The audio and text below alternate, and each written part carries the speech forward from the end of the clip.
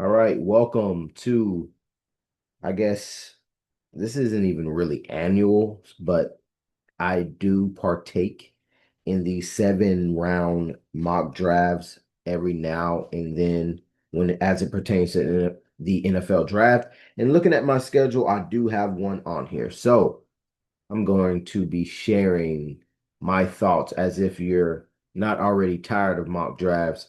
But for the people that support me, I'm pretty sure they're interested just to see some of the players that I might select, some players that I like. Um, I don't really feel as though I need to like exactly pick who I would. As you guys know, I go and select my players that I would select live as the Titans are drafting during the 3 days of the draft. Right now I just like to be more experimental. I like to get newer names out there, but I never really know until I start. So if you can see the screen, I think you should be able to, as I'm sharing the screen. Um, and we're going to use PFF because obviously this might be the last year you can use it. I don't know how they're going to go with the user and consumer aspect of it as they got bought out by a company overseas. Think Teamwork. So I don't know if they're just going to be strictly data, no consumer, or they're still going to have these features. So I chose to go with this, and I think they're relatively, on par in terms of, what players may or may not be there. And as a person that watches a significant amount of prospects every year, I kind of know the ebbs and flows and what is true value as it pertains to these drives, especially when it gets past, pick 60 to 90 to 100. After the top 100, things can get kind of dicey. So, one of the things that I want to do with this is, hmm, I want to make positional value less, draft for needs slightly less, and randomness a little bit higher. Make sure that I pick the right team in the right rounds because last time I think we started off with only one round. Select the team, so we're gonna go with the Titans.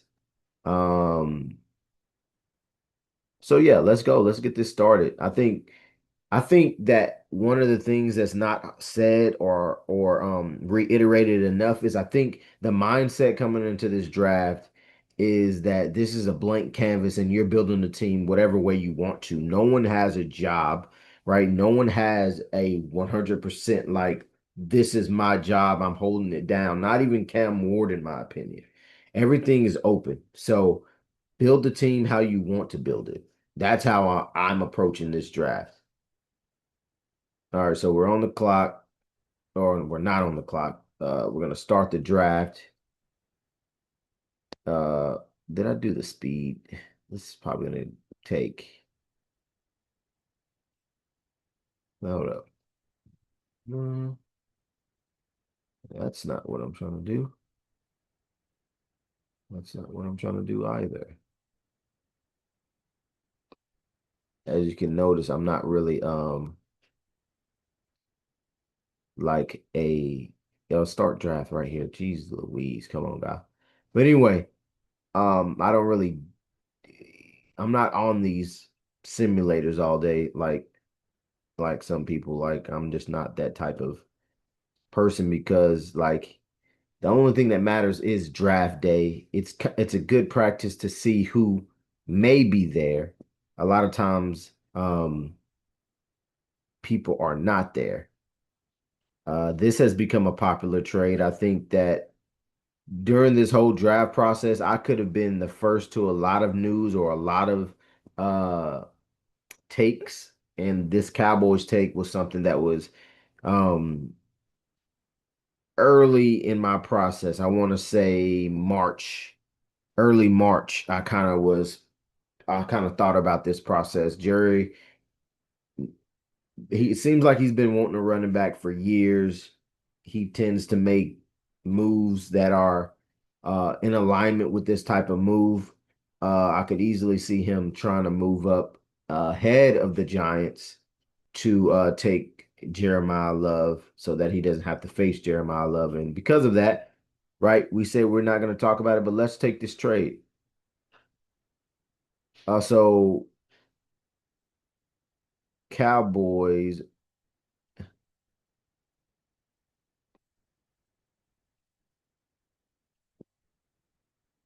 says one trade, 4, 12, and 20. And they're moving up 8 spots. We move back 8 and get their 20.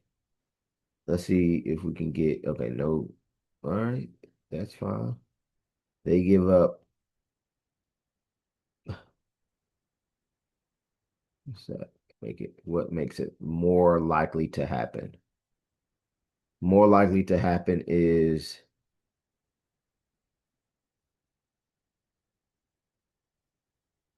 what? It don't really matter. Either one of those 6 rounds, 6 round picks. Well, two of them, heck, and it has a 50% chance to happen. So we'll take the 4 and uh we'll throw in a next year's 6. Does it even matter at this point? Doesn't even matter, man. Let's just get this trade over with. Not accepted. Okay, how about that? And then we give up the one. I'm not really interested in Casey's pick, to be honest, at that late in the draft. I can do without. All right, so how about that? Something this year. All right, cool. Let's resume the draft. They take Jeremiah Love as expected. My opinion on that whole process or Jeremiah Love as a prospect ranked him really, really high. I mean, Titans land is in love with him. Um, they put him in. My issue is they put him in in air of a lot of great players that had a little bit more like a better body of work and more versatile, proven versatility. That's the only thing with me. Don't put him in CMC. Uh, don't put him in Saquon level of conversation, in my opinion. I think he's good. I think he's more of in the Brees Hall ish, Gene T ish area, not the CMC and Saquon Barkley, but good player. So move back to 12. Ruben Bain is there. Um, kind of the screen is kind of narrow on my end. But we're looking at okay, here's the filter position. All right, so at this point, we can pretty much be flexible in how we attack things. So obviously, positions of need uh is still edge. You get down to a player that was often mocked at this spot throughout the whole entire process, several different times. Wide nine ability in that Robert Saleh defense. I think he can still be uh I know he's gotten in some trouble, but I think he can be competent in this particular defense. But as I look through the edge group, it is pretty stacked. Obviously they're gonna go by the time the Titans pick again, in these next 2 picks. But I feel like there might be a player there that I really like. Cornerback, uh, never really was. He's my cornerback too, but it's a tentative quarterback too with McCoy, just simply because the athletic profile. But not really willing to pull the trigger on a corner right here either. We want to look at in interior offensive line, super, super potent right here at the top. But there might be a player there at 20 that I like as well. So let's look at offensive tackle. You look at offensive tackle. I'm not opposed to Freeling or I think it's too rich for Miller right here, but Freeling is appealing. But I think that once you look at these names, feel as though you might stumble on someone a little later. Now you want to get to receiver. You got Makai Lemon, you got Jordan Tyson. This is where it starts to get like, okay, it's going to be a dropout after these guys. So who do you really want to pick right here, right now?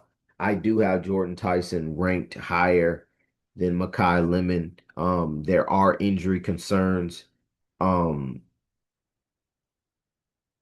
and I don't know if there's necessarily usage concerns in this offense or with Cam Ward. But a lot of people look at, okay, we got to get Cam Ward weapons, and they automatically go to like this, you know, deep threat slash X type.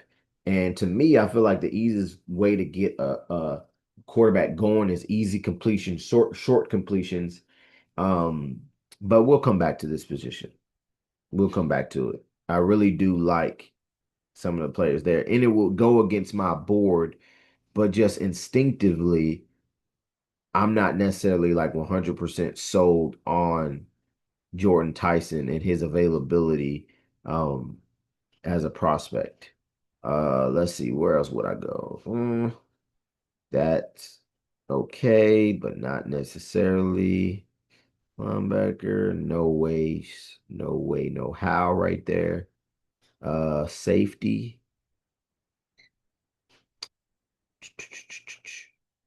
No. So where are we at? Edge. So boom. All right. So let's look at who's there and then make our pick, man. I feel like swapping out and having Vega there. There's some uncertainty. That's not a bad pick right there, man. It's not a bad pick. I know there's a drop off with receivers though as well.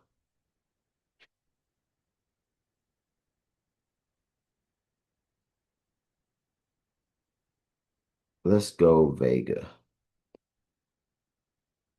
Do we agree? Doesn't really matter because I'm the GM.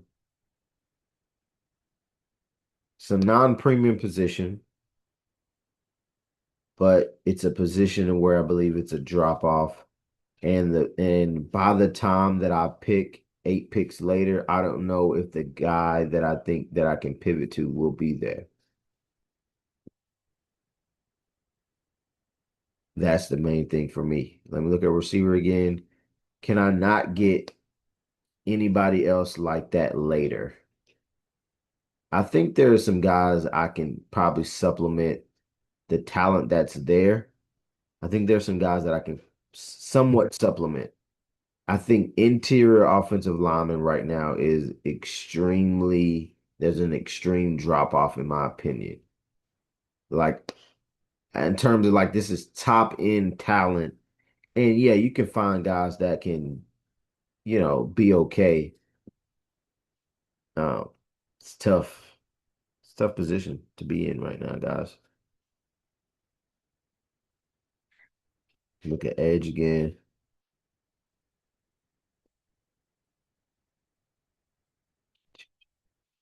I think I can get an edge. I think I can get an edge. I'm gonna go with it depends on who I like at this point, at this interior offensive lineman spot. I think I like a player a little bit better. Um, but let's just check again.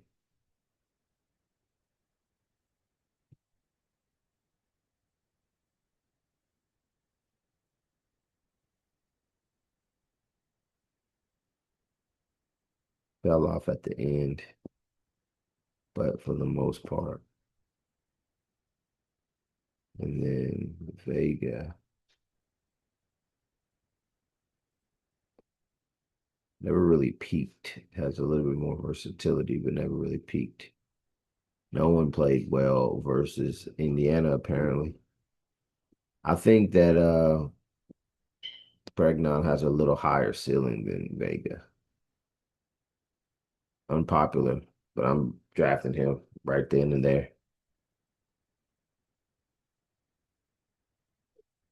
Makai Lemon drops. This is appropriate.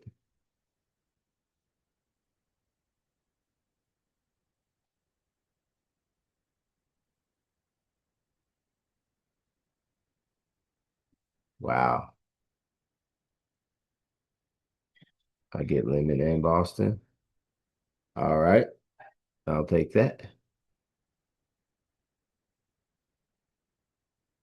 Yes, sir. Ski. Yeah, yeah, yeah, yeah, yeah, yeah, yeah, yeah, yeah, yeah, yeah, do, do, do, do, do, do, do, do, do, do. That moved fast after wavering on that one pick. Ooh, this is lining up really good for me. Oh, this is perfect. This is perfect. Okay. Yep, yep, yep, yep, yep, yep, yep, yep.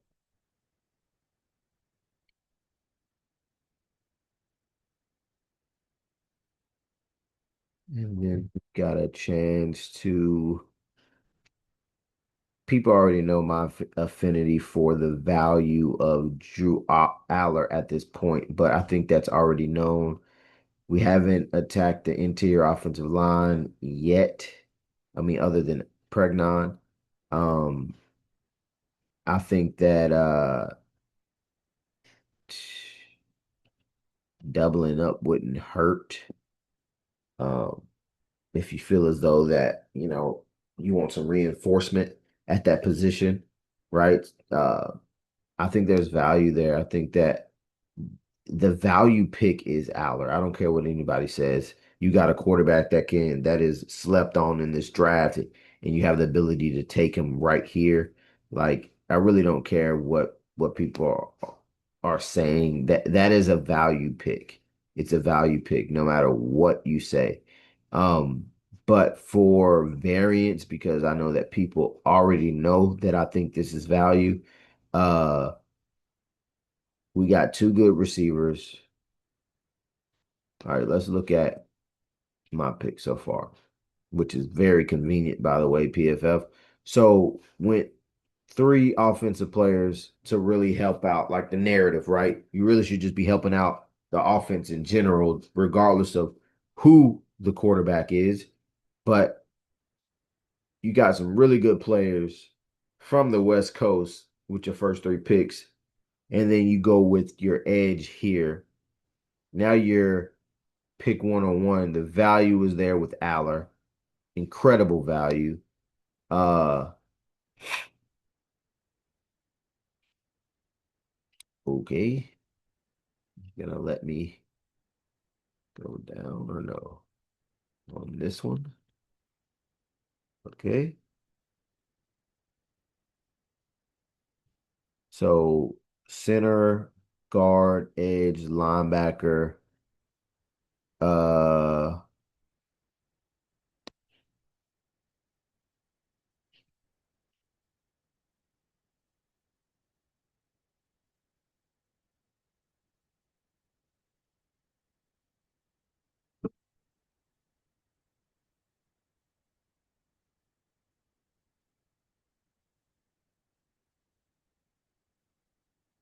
I'm trying to get back to the selection process.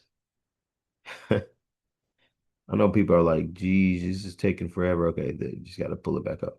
Anyway, Logan Jones is someone that I'm not mad at if this is a selection. Really not that big of a deal to me. Safety is really good here. I don't really like some of these, like, I don't think they're knock it out of the park players right here.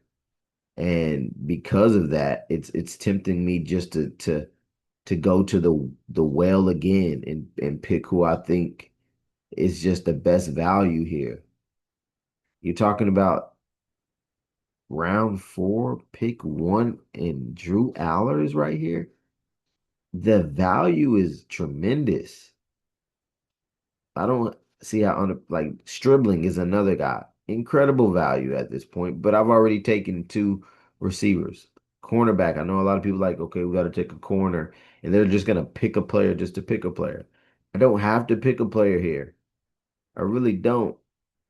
That you want me to based off of who told you who's good and who's not. I don't have to pick one. Bud Clark, people already know the affinity I have. Bishop Fitzgerald, really instinctive. Uh, Linebacker. I'm not like clicking my heels for any of these players. Like, doesn't mean they won't be good, but they don't move me. They don't move me. You look at the biggest talent drop off. You could say Club Nick. I mean, Beck is right there with them. You got Taylor Green, who's another guy that's not bad to. If you like Drew Aller, you should like Taylor Green to some degree in terms of development. Uh, let's look at tackle at this point. A lot of people love Bell. I think it's a developmental. I think it's a project situation as it pertains to him. But then again, you look at just the value. There's multiple offensive tackles there. Running back is something that you might want to address. Nick Singleton is someone that I've shown some affinity for. Uh, and you look at after you take him in terms of explosiveness for that size, you just don't get it again. Uh, tight end. Let's see, tight end. Tight end, you got Trig. I already knew some of the stuff about Trig. You could just tell watching tape, like it's easy for him. So work ethic and just having more of a grinder's mentality, that was probably a natural thing to expect. Is it's something that sometimes you can correct in the right program, sometimes you can't. Defensive tackle, nothing's really moving me here. I'm gonna have to go ahead and go back to that Penn State well, man. It's looking like it. It's looking like I'm gonna have to go back to the Penn State well. I do like Tyreek Sapp, but like I said, at this point, there's a such thing as value, and I don't really care what the pundits say. It, I said I was gonna do it out of variance, but I'm telling you, at 101, this is a tremendous value. Now you get immediate. Let's go with because it's already known. I think running back probably is the best position to try to attack here. And there's going to come a point where I'm going to want a running back and it's just not going to be there. I think that Singleton is just worth the risk. Penn State, the other Penn State player is either him or Aller at this point for me. I really think that's good value for him too, especially in a role where he does if he doesn't have to be, you know, the power back. Ooh, that's good. If that pans out for Drew Aller to go to the Lions, that's awesome for him. Awesome stuff for him. It's cool. I think Jared Goff would be an awesome player to learn behind for Drew Aller specifically. All right, now we get to the point to where okay, we got running back. Shit, now let's look at linebacker. Excuse me there. I like Caleb Elarm's or his athleticism. I think as that wheel linebacker, that freelancer, that athletic type, I think that he fits the bill there. So he's someone that you definitely want to bookmark to come back to. Uh Torian York, I think, is just a little bit more one-dimensional and something that the Titans already have. Demings is someone who's developmental. Marshall is a little bit slower than you want. I also think he could also play safety. I'm not sure if people have said that, but I think he has a safety profile. Ephesians Priceock is developmental in my opinion. Julian Neal, I'm a little higher on than most. I think that he's developmental, but has the aggressiveness, has the body type, has the athleticism. Hezekiah Masses, think he's in that same boat, long physical corner. Andre Fuller, he's a guy that I think has some safety traits to him as well. Uh, what we got? Linebacker, edge. Did I go to the edge yet? Yeah, Rager. I get it with him. I get it with Llewellyn. Uh, I just don't think I have to. If I want to go a specific, like, uh, like a third down specific edge rush guy, I could go with Llewellyn. Uh, I mean, I'm trying to think about the time. Last year's mock draft, I think I did it for like an hour, and it was like early in the process for me. So I am a little bit, more privy to some of these players at this point. But I definitely don't want this to be an hour. So let's speed this up, man. But anyway, so I like Kevin Coleman Jr. I think Josh Cameron is one of the enigmas of the draft. You just don't know what you're gonna get. Like he's the prototypical big X that can win on the outside, but you just don't know. Uh I mean, for what it's worth, Carson Beck is good value here as well. Like he wasn't horrible, right? You know, he gets a bad rap at times. I do have to say it's hard to read him as like an individual. Like you don't know, like I don't know the leader that I'm gonna get, but tackle is I'm not gonna say rough, but it's tough at this point. Like if the Titans, they're gonna have to really bet on uh JC Latham.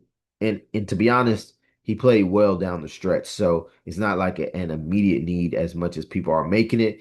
And if that is the case, the Tennessee Titans still have, training camp cuts and then trades in season to still fix it if they really 100% need to. It looks like the strength of the board is really leaning towards defensive back at this point or Caleb Elarms or seeing as though I see a few safeties that would suffice for me. I'm gonna have to go with I actually like a linebacker slash safety later that a lot of people might not know of. Um so let's see corner real quick. Um I honestly like Neil a little bit. I like Neil better than Demings here. I just like, Neil. I think SEC play. You kind of know what you're getting from Julian Neal a little bit more than some of these other guys. I like the size profile of Ephesians Prysock. Developmental wise, kind of the same boat as Julian Neal, Hezekiah Masses. I think you could group all three of them there, but once again, this is a deeper position. I think the drop off at linebacker, traditional linebacker, gets a little bit. Let's go with Elarms or because he's a guy that I don't think that I personally said that I like.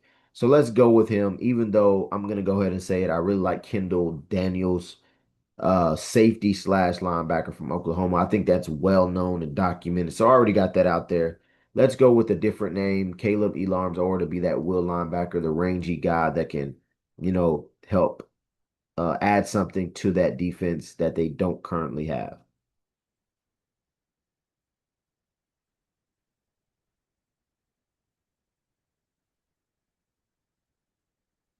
Oh, we're right back here. Right?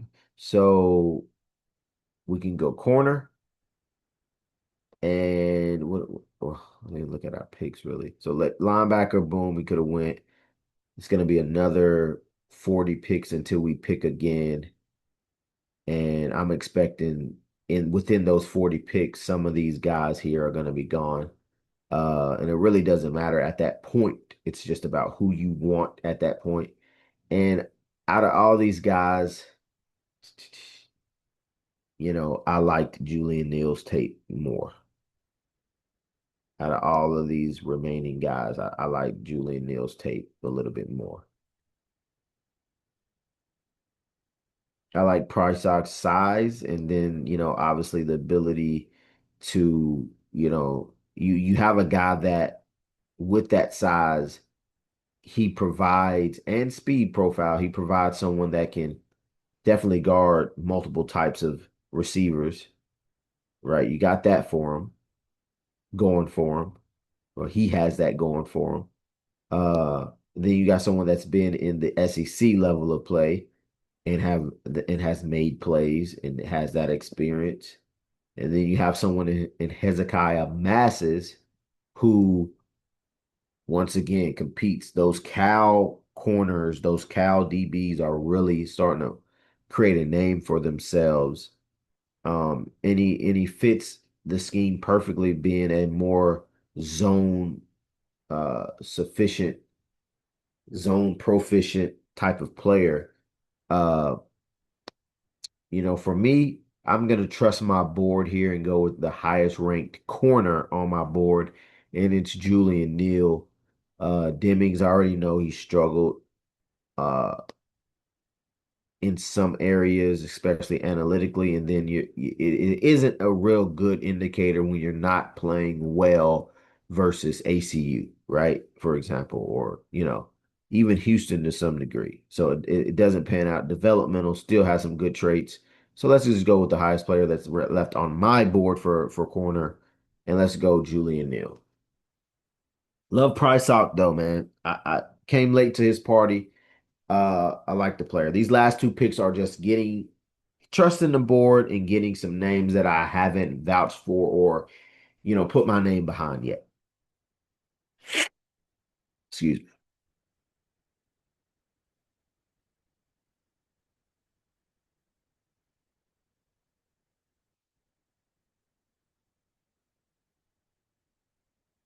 All right, so we got two remaining picks. Like I said, I didn't go. Let's look at my picks real quick.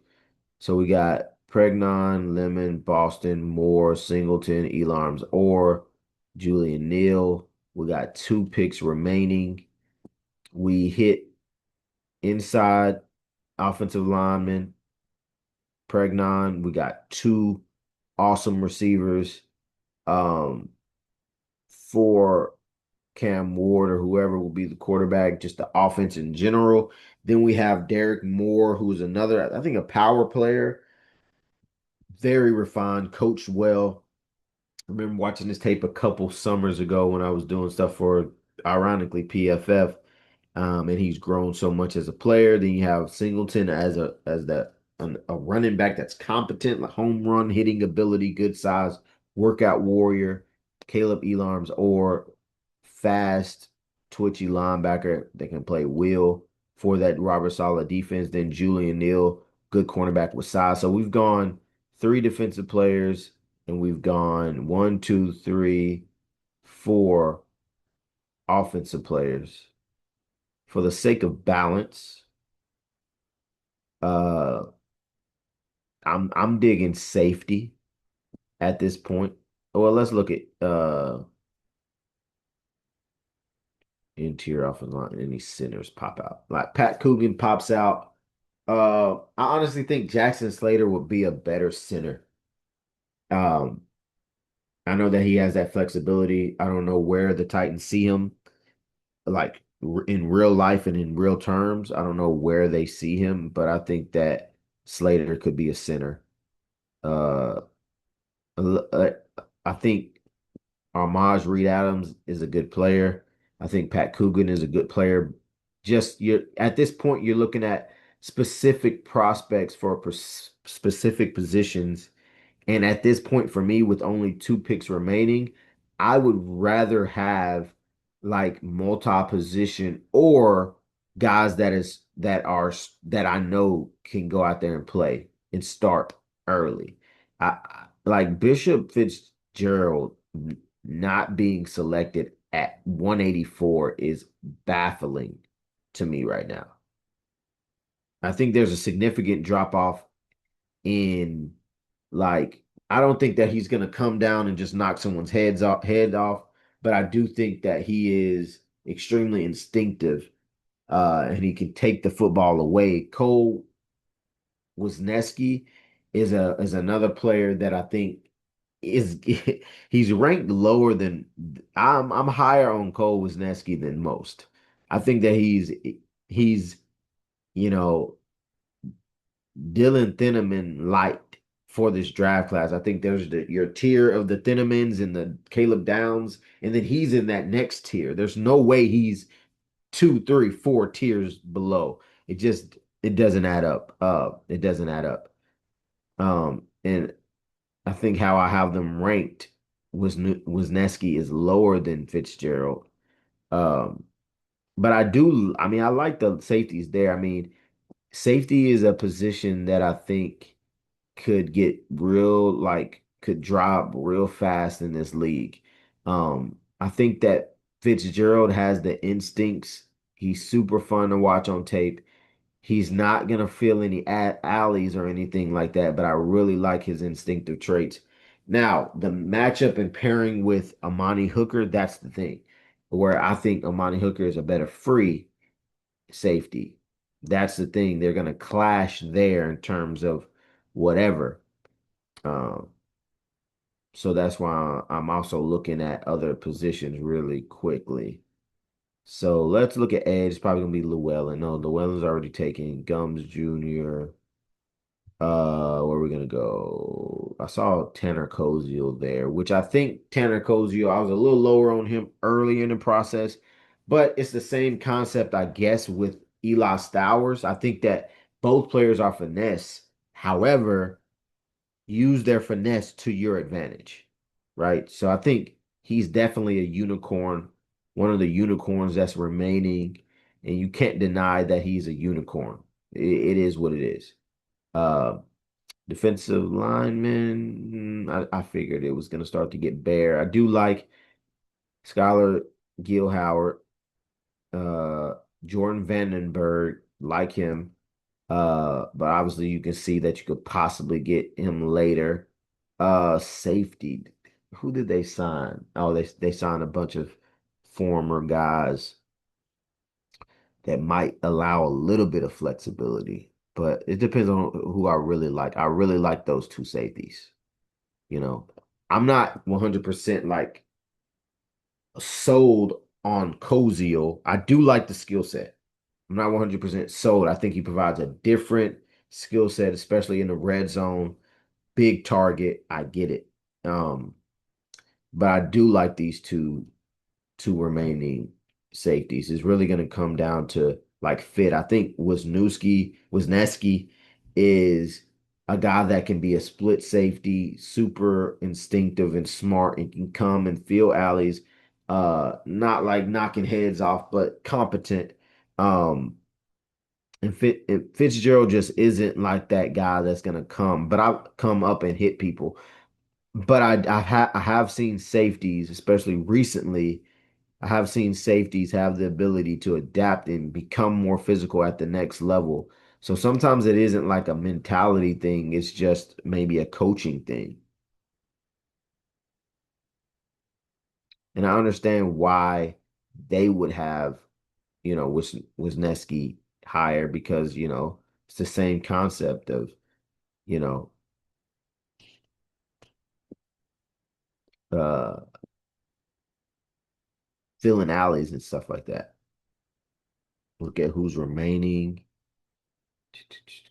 I do like Xavier and Wampa. He's an alley filler. And then obviously I like Kendall Daniels. I already stated that.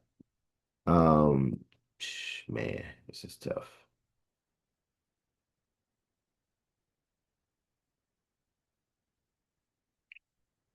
Let's see. The corner. Oh, they comboing them. I think Fuller was way better than I thought. I think a lot of people early in the process liked his teammate better, Avery Smith. But Fuller, I think he is I mean, I think Avery Smith is a okay player, solid player, but I think Fuller just stood out a little bit more. The size and the position flexibility to be a safety. I think he has that going for him. I do like Wesley Williams too at edge. I don't know if I've seen many people talk about him. Uh,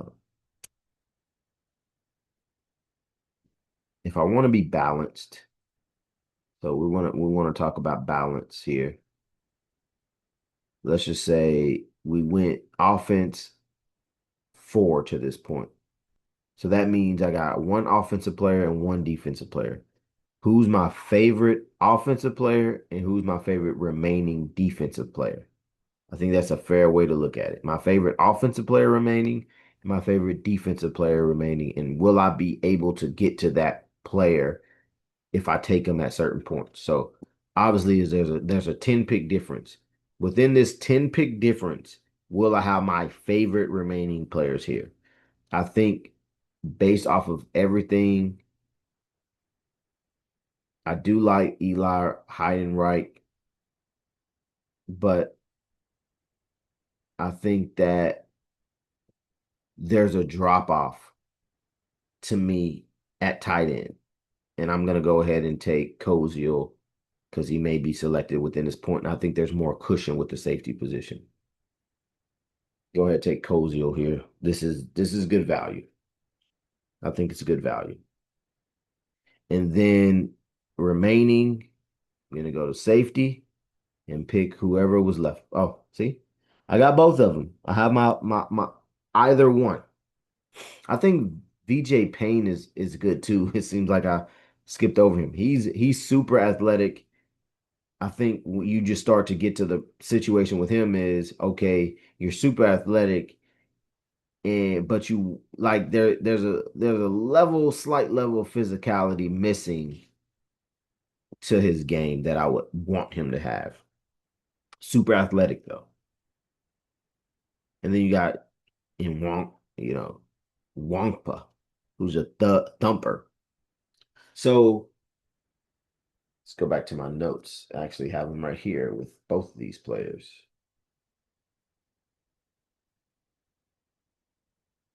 Oh, I actually have Wisniewski higher. Have him higher. And I have him as high as a third round grade. So so I got him as high as a third round grade.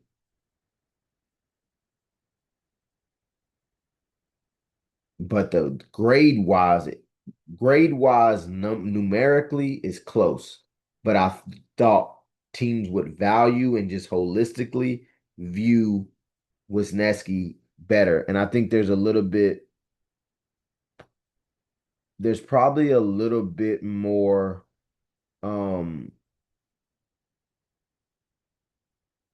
there's probably a little bit more versatility to Wisniewski simply because split field, he's going to handle business in the run game. Yeah, split field, he's going to handle business in the run game. Uh, has some slot reps. Um, Passer rating allowed is not great, right? But when you talk about just development, you might have to develop a little bit more of him as a instinctive, or I guess you should say having his eyes in the right places as a safety so that he can make more plays on the football.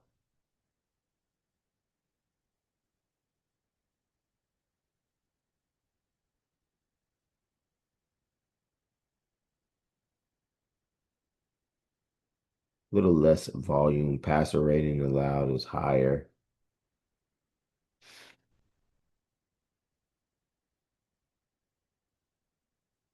Well, no, it's around the same. He just intercepts the football more.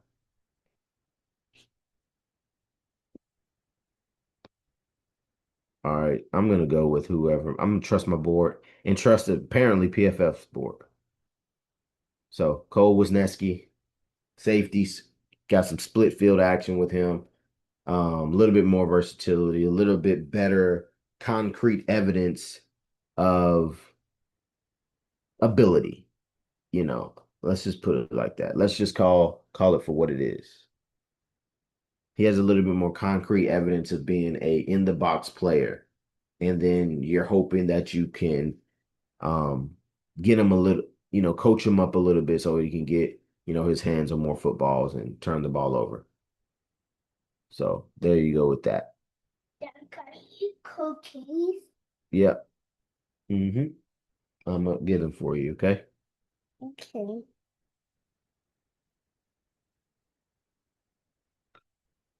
Of course, they're gonna say that I should have took that guy, but I ended up getting more, who I think when it's all said and done,